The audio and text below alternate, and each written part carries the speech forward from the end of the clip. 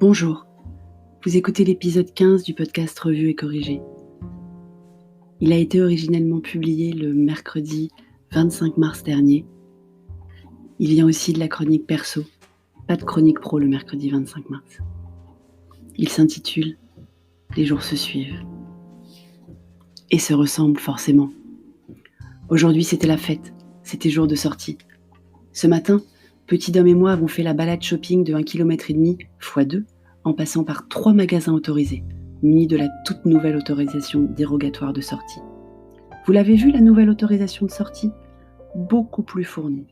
Je suis bien contente d'avoir démarré le confinement avec 5 ramettes de papier et 2 cartouches de tonnerre d'avance. Je ne me voyais pas la recopier à la main. On a donc occupé 1 heure de temps ce matin avec la sortie. Il fait très beau, mais que 6 degrés à 9h30 ce matin, et on n'a croisé que très peu de monde. Par rapport à mardi dernier, avant confinement, lorsque nous avions fait le même trajet, à peu près 10 fois moins de monde dans les rues. Personne devant les 2 pharmacies ou le tabac devant lesquels nous sommes passés. Personne devant les magasins dans lesquels nous sommes rentrés.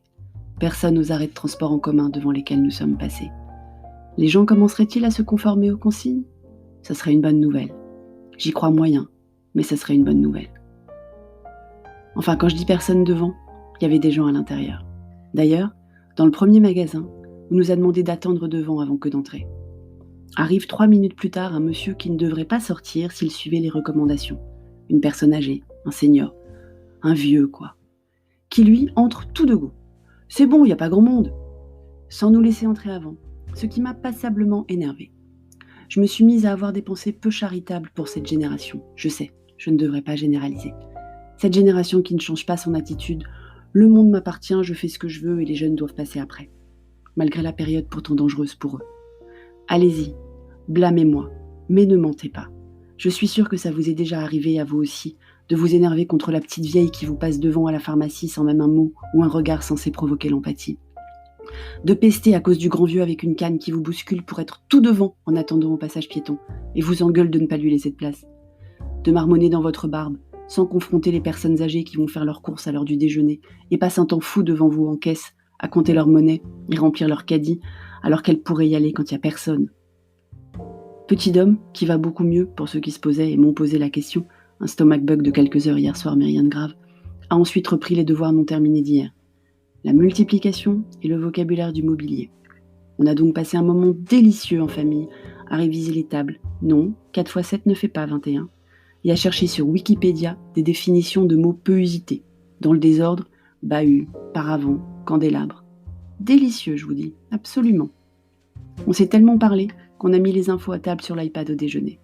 En temps normal, le temps d'avant, les écrans sont interdits à table pour nous 3. Ni iPad, ni télé, ni même téléphone. C'était le moment d'échange et de partage. Mais en ce moment, on passe toute la journée ensemble, alors on a assoupli la règle. Ça nous permet d'avoir un moment sans se parler, justement. Blanc de poulet et pâte au sarrasin nature. On est solidaire de l'estomac fragilisé de Petit Dom. On avait faim en plus. Petit Dom, couché à 19h30 après son épisode gastrique hier soir, n'avait pas dîné. Pour rester à son chevet et vérifier que ça n'était pas plus grave que ça, et surtout éviter que ce soit cher et tendre, qui a une fâcheuse tendance à transformer un vulgaire mal de tête en une tumeur au cerveau maligne et inopérable, je n'ai pas dîné non plus. Mais j'ai quand même mangé au lit un paquet de chips, suivi de quelques biscuits pour la touche sucrée, pendant que Petit Dom dormait, apaisé et sans fièvre. Je vérifiais quand même toutes les 10 minutes au début. Un grand moment d'amour maternel. Je ne ferai mon gâteau aux amandes que demain, ou vendredi, ou pas. Ça va dépendre de l'annonce de la balance demain matin. Et non, je ne vous donnerai pas le résultat. Merci de m'avoir écouté.